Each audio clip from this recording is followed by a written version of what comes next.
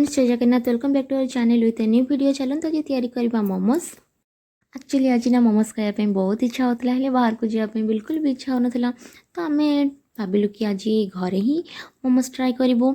First आप मैदा ने मैदारे स्वाद अनुसार सल्ट ऐड करेंगे, ऑयल ऐड करेंगे, आउ भल भाव गले ने, देन ताकू किछि टाइम घोड़े रखिने।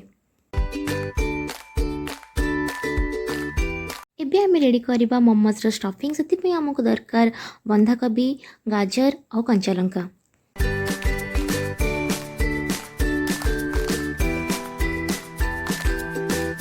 भाजवा टाइम रे गैस फ्लेम को लो रखिए, आउ जमा भी घड़ेबे भाजवा टाइम रे, नहले ये बहुत सॉफ्ट बनी जोटा कि भल लगे खावाई। मु बस सॉल्ट आउ मैगी मसला ही ऐड करी। आपण मैंने चाहिए बाकी सारा मसला ऐड करें। तापर गोटे कड़े किसी पानी नवा, आउ से गोटे ट्रे रखिकी भल भाव गरम होगापी दबा। एबे रखाई मैदार छोट छोट गला कर नवा। एबे आमर स्टफिंग रेडी हो से ठंडा भी हो भल भाव। तापर आम मैदा साहाय्य गला को भल भाव बेली नवा, आउ से स्टफिंग को भरिकी सुंदर सुंदर मोमोज तैयारी कर नवा। चलतु जल्दी जल्दी कमेंट सेक्शन में लिखि दिंतु मोमोज क्या भल लगे। आउ ए रेसिपी को निश्चय ट्राए करेंगे। आई होप कि एटा सक्सेसफुल रहिबो आपण मानक पई।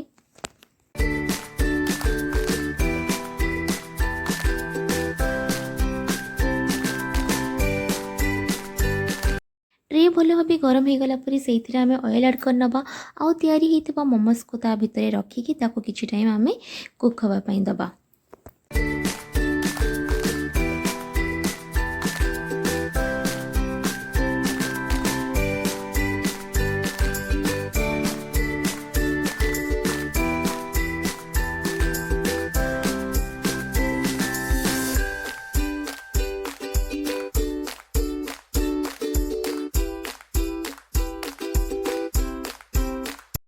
मोमोज आमर स्टीम हो जाइए। बर्तमान मु किछि मोमोज को काढ़ी नौची फ्राए पाई, कहीं मत कि फ्राएड मोमोज भी बनइबार थिला।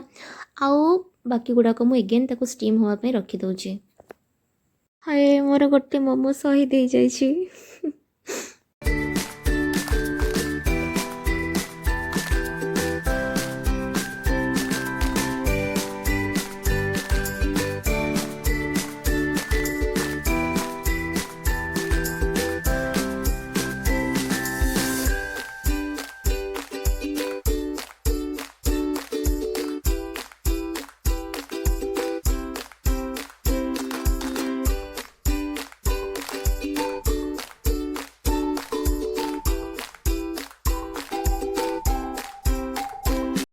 रेडी हो गला आमर फ्राएड मोमोज आउ स्टीम मोमोज।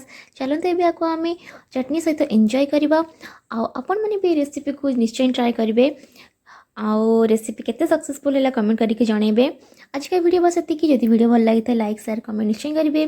जदि वीडियो रे कहीं नुआ थे तो सब्सक्राइब भी करदे। पुणी देखा हम नेक्स्ट वीडियो रे। Till then take care, bye bye.